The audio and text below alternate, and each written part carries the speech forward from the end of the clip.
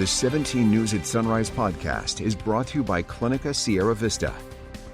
Welcome back to the 17 News at Sunrise podcast, where we share your news on your schedule. Working in the spirit of the Golden Empire, this is 17 News at Sunrise. And good morning here at 5 a.m. Good to have you with us. I'm Maddie Jansen alongside Alex Fisher, starting off the work week after a gorgeous weekend. It was absolutely gorgeous. A little warm, though, especially if you were outside. Spending a couple of hours. I actually spent a couple hours outside over the weekend. Got a little bit of a burn. Forgot the sunscreen. Kevin joins us this morning with a look at our forecast. Hi, Kev. Good morning. Yeah, it was a warm weekend. We were in the upper 80s yesterday. We're expecting the same today, and no rain in the near future. Let's take you outside, show you our satellite and radar right now, and we are in the clear to start off our Monday. In terms of our temperatures, again, it was a warm weekend. We're looking at another warm day today, starting out in the mid-60s right now, an east-northeast wind at 7. Hour by hour, lower 70s by 9 a.m., and we continue on that rise throughout the day. By 3 o'clock, 89. And then up in the mountains, we're looking at a mild morning, 53 degrees on the temperature, an east wind at 7. And in terms of the winds, we were seeing a little bit of a gusty wind situation over the Grapevine. Those have settled down now. And then as we take a look at the hour by hour, we'll be in the 60s by 9 a.m. Those winds picking up a little bit as we progress into the afternoon. Now, I've got more in your forecast coming up in just a bit. For now, back over to you. All right, thanks so much, Kev. The Biden administration is hitting the airwaves today and social media to push the message that everyone over 16 can now get a COVID-19 shot. Now, Tracy Pott has the story, plus when we can expect to see the Johnson & Johnson one-shot vaccine back in use. Maddie and Alex, good morning. Good morning, everyone. President Biden speaks about vaccines on Wednesday, but you'll see him before that on social media. Today, the administration is launching a major blitz to get the word out, to urge Americans to get this shot. TV, Twitter, Facebook, Snapchat. Expect to see President Biden, Vice President Harris, Dr. Anthony Fauci, and others from the administration blanketing the airwaves and social media today as the COVID vaccine becomes available to everyone over age 16. Half of all adults have now had at least one shot, despite a pause in the Johnson & Johnson vaccine. Dr. Fauci says expect a decision on that by Friday. My estimate is that we will continue to use it in some form. I doubt very seriously if they just cancel it. But fear has led to some people canceling appointments. My family had appointments today. They all canceled. This CDC map shows more vaccinations happening on the coasts, New England and California, and less in the South. We're now seeing nearly 70,000 new cases a day in the U.S., 1 in 10 of them in Michigan. Our success at keeping COVID spread down for such a long period of time has left us with vast reservoirs of people who don't have antibodies. And that was a good thing until the variants came on stage. Current vaccines do work against the variants. The CDC and the FDA are expected to decide this summer if, in fact, you'll need to get a booster shot, and if so, when. I'm Tracy Pott, 17 News. After a record-breaking 500 COVID-19 hospitalizations in January here in Kern County, state data shows only 3 dozen people are receiving treatment. 30 people are in the hospital, according to state data, and 6 are in the ICU. We haven't been that low in more than a year. Meantime, 34 new cases were reported yesterday. About 50 people are getting infected every day. That's an average slightly higher than last week. 1,322 lives have been lost to COVID-19 in Kern County since the beginning of the pandemic. 2 people have died this month. And the more than 1,300 lives lost in Kern County were more than statistics. They were friends, neighbors, and family members. We've created a special section on our website called the Those We've Lost Photo Gallery to honor the memories of people who died during the pandemic. You can upload their photos and share their names and your memories of them. Just head to kget.com and click the hot link icon. 5:05 now. The mass vaccination site at the Kern County Fairgrounds opened up last week to drive-through shots. On their first day, Kern Public Health says they administered 650 doses in the drive-through alone. Organizers call it a great start. Both the walk-through and drive-through vaccine clinics will be open this week, 9:30 a.m. to 4:30 p.m. And you can sign up on the state's website, myturn.ca.gov. Remember, one of the easiest ways to sign up is to use that website or call the number on your screen, 833-422-4255. One person was hurt in a motorcycle crash in central Bakersfield over the weekend, and officials say alcohol was involved. The crash happened on Highway 58 and South Chester Avenue Saturday night. CHP says a car rear-ended the motorcycle. Officers say the driver took off. Police say that they found the driver, 34-year-old Michelle Rickman. She was arrested for driving under the influence and other felonies. Authorities say the motorcyclist was seriously hurt and is fighting for his life in the hospital. Meantime, in Delano, a motorcyclist is dead in a crash. It happened on Highway 99 near Avenue 16 on Saturday. The coroner identified the man as 55-year-old Louis Martin Alatorre Sr. CHP is still investigating what led up to the crash. This is the 8th motorcycle fatality in Kern County this year. 17 Health Watch this morning. The pandemic was easily a stressor for most people, but people handled that stress in very different ways. 17's Ileana Capellan joins us this morning with more. Ileana? The shutdown and quarantine that followed led many people to reach for the bottle and pour a drink to pass time and numb their feelings. While vibrations were high initially, leading people to virtual happy hours, some people, specifically women, extended happy hour all day, causing a bigger problem. While alcohol abuse and liver disease is generally higher in men than in women, this past year has led to some shifts in those reports. There has been an increase in women using alcohol, particularly younger women. And there's been articles such as the article at the University of Michigan that has seen an increase of up to 30% in younger women abusing alcohol that subsequently leads to liver disease. Substance abuse across the board increased during the pandemic, but ads on television and media posts have amplified the use of alcohol as an escape. There's actually been ads on TV that have suggested to drink alcohol as a way to suppress, if you would, or help with the anxiety and stress. According to the executive director of Aspire Counseling Services substance abuse facility, the temptation doesn't end there. There is a lot of memes and things on social media about moms drinking, with the whole distant learning, the stress of having your kids home, just trying to get it through the day, it's wine 30 or, wine's cheaper than therapy, things like that, things that people think are very comical, and they say, and unfortunately, it is a serious matter.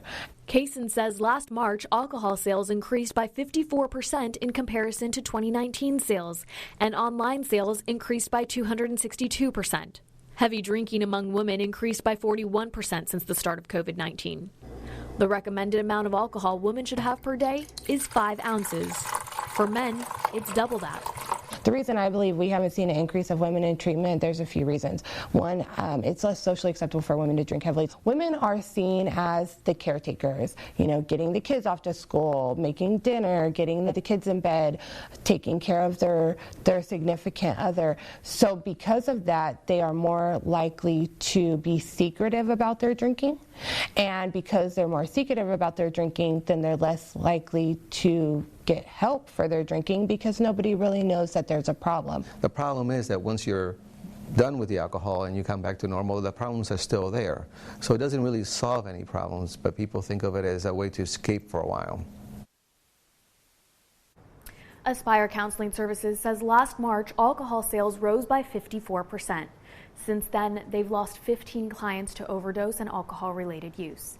They say this is a significantly higher number, especially when you consider that's more than one person per month. All this to say, help is available and time can be taken off of work with pay to enter treatment.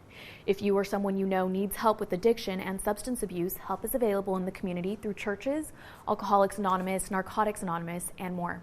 Kern County Behavioral Health and Recovery Center has a crisis hotline, 1-800-991-5272.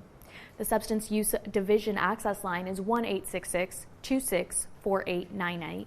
And you can contact Aspire Counseling Services, their addiction and substance abuse line, at 1-888-585-7373.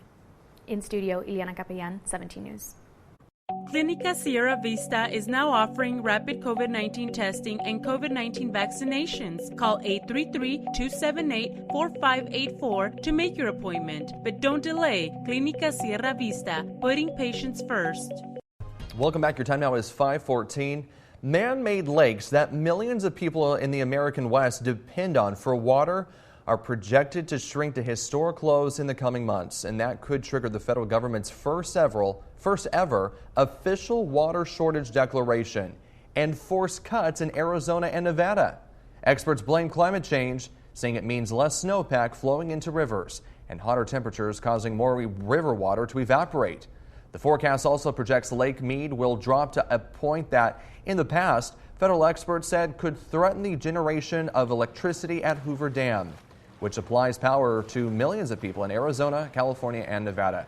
Look, we've been talking about this for several weeks now. We're rounding out April with a very dry month, and we still have several more months to go. Yeah, we might show that video again later because I want to kind of explain with what you see in that video. I used to work in Las Vegas. I know Lake Mead very well, and some people may look at that lake and see the different rock colors. That is an indication of where the water started when Hoover Dam was built and where it sits now. And you can see that distinct difference, and the water levels have just continued to go down over the years. So maybe we'll touch on that a little bit later. Outside right now, we've got 66 on the temperature for Bakersfield, 56 in Delano, 59 in Buttonwillow, and then for the mountains, 49 in Frazier Park, 52 in Lake Isabella. Tehachapi, unfortunately, your observation site at the airport is down at this time, so we're getting minimal data. As we take a look at yesterday, 87 degrees was the high, still above the normal of 76. The record on this date, 98, and that was set back in 1910. If you're going to be out and about tonight, 7:33 is now our sunset. Not much to show you on the satellite and radar. We will see some fog along the coastal areas this morning. That'll give way to sunny skies in the afternoon. Starting out right now, 29 in Tahoe. We've got 59 in Fresno, and then 50s down to the south. As we take a look at the daytime highs, it is going to be a warm one around the state. We will warm up in Tahoe at 65, 90 in Fresno, with 80s down to the south into LA and San Diego, 80s to the east of us as well, out of Vegas and also into Phoenix. So what's happening here is we have a high pressure and control. There is a system, a series of systems, actually two weak disturbances that we're going to watch track into California starting tomorrow and into Wednesday. As I show you here on Futurecast HD, pause it right here. You can barely see it. It pushes on through, and then another one on Thursday, and that could give us a slight chance of some showers into our mountain locations by Thursday, and then we'll watch for another system to come in early next week that could maybe, I say maybe, bring us a chance of rain. We'll see if the models hold on. We need the rain because we're down 0.3 of an inch for the month of April. We haven't picked up anything in the rain gauge, and as we take a look at our headlines here, starting the week out hot, near 90 today. Two disturbances cool the area by Tuesday and Wednesday. A chance of mountain showers on Thursday, nothing into the valley, and it'll be minimal. And then, yes, a lot of question marks here for next week. On Monday, a chance of showers coming back maybe into Kern County. Air quality today going to be moderate. AQI at 71. Pollen is still high at 9.1. UV index high at 8.6. As we take a look at the numbers today, Bakersfield should be right near 89, along with McFarland and Delano, 91, and Buttonwillow, Taft at 87. A breeze picking up in the mountains today as well. Out of the west, 15 to 25. 73 in Frazier Park. Tehachapi today, 74 with 80s into the Kern River Valley. Lake Isabella at 81. For the desert, we're looking sunny and warm. A west wind 15 to 25, 84 in Mojave, and Ridgecrest right near 90. Here's a look at that extended forecast for you. And you can see as we progress, 87 on Tuesday, 80 on Wednesday, then Thursday, and then you get a little bit of a cool down next Sunday, mostly sunny and 79. And then as we take a look at the mountain forecast, you can see the 70s hang on through at least tomorrow, and then 60s Wednesday and Thursday, 70s return Friday, Saturday. One thing to know here on Thursday, I have a 10% chance of a shower up there for you. And then for the Kern River Valley, same situation with some clouds, 74, and then we clear things out as we progress into Friday. So Thursday, it'll be a time to watch for the mountain locations. I'm not expecting anything in the valley, and even in the mountains, it wouldn't be much. We just got a few little tiny sprinkles, I think, Saturday. In the mountain areas. It was beautiful around the area here on Saturday. So, yeah, I mean, that'll be the case again heading into Thursday up your way, but I'm not expecting anything here in the valley. Yeah, but unfortunately, I mean, you're talking about a 10% chance. It's not going to major storms coming in. No, help us out. It's not going to solve our problems. It's going to just mess our cars up. Yeah, you saw in the Futurecast, I could barely point it out to you. You know, right. We can just see it. So they're very weak disturbances that'll push on through. But next week, we may be watching something a little bit stronger, so we'll watch for that. Okay. Well, that would be good. good. Maybe. All right. Thanks, Kev. Welcome back. Making headlines around the nation this morning. The search continues for a gunman who killed 3 people in Austin, Texas yesterday. A shelter-in-place order for the northwest Austin area has been lifted as police transition to a fugitive search for the suspect, 41-year-old Stephen Broderick, who officials say is a former Travis County Sheriff's deputy. Investigators believe this is not a random shooting, that Broderick knew the victims, though police have not yet said what the connection might be. Broderick is considered armed and dangerous. Meantime, a day of remembrance in Oklahoma City. Today marks 26 years since a deadly bomb went off outside a federal building. The blast killed 168 people and hurt hundreds more. Timothy McVeigh and Terry Nichols were both charged in connection to the 1995 bombing. McVeigh was convicted of murder and sentenced to death. Nicholas was sentenced to life in prison. Survivors, victims, families, and first responders are set to gather for a remembrance ceremony later this morning. Last year's ceremony was virtual due to COVID-19 restrictions. Your time now is 5:22. Community members organized a vigil this weekend for Kristen Smart and her family. Smart is the 19-year-old woman who was murdered in 1996 while allegedly being sexually assaulted. Saturday's gathering in downtown City Park in Paso Robles drew more than 100 people. Toward the end of the vigil, people lit candles to support the Smart family and the San Luis Obispo County Sheriff's Office in its search to recover Kristen's body. 2 suspects were arrested last week in connection to Smart's disappearance and death. 44-year-old Paul Flores is charged with first-degree murder. His father, 80-year-old Ruben Flores, is charged with being an accessory to murder. KGET Business Watch is brought to you by Grapevine MSP Technology Services, the Valley's leading IT service provider. Welcome back here at 525 in your Business Watch. Budweiser offering a free beer to those who get the COVID vaccine. Budweiser will give a $5 virtual debit card to the first 10,000 people who register at abeeronbud.com. Participants must upload a picture of an I got vaccinated sticker, a picture of a bandage, or a selfie at a vaccination location. You must be 21 or older to enter. Kids running on a playground, giggling with their friends are the simple sounds of childhood. Sadly, because of social and racial inequities, not all communities have safe places for their kids to play. NBC's Dan Shinneman introduces us to a nonprofit whose mission is to provide play spaces for everyone.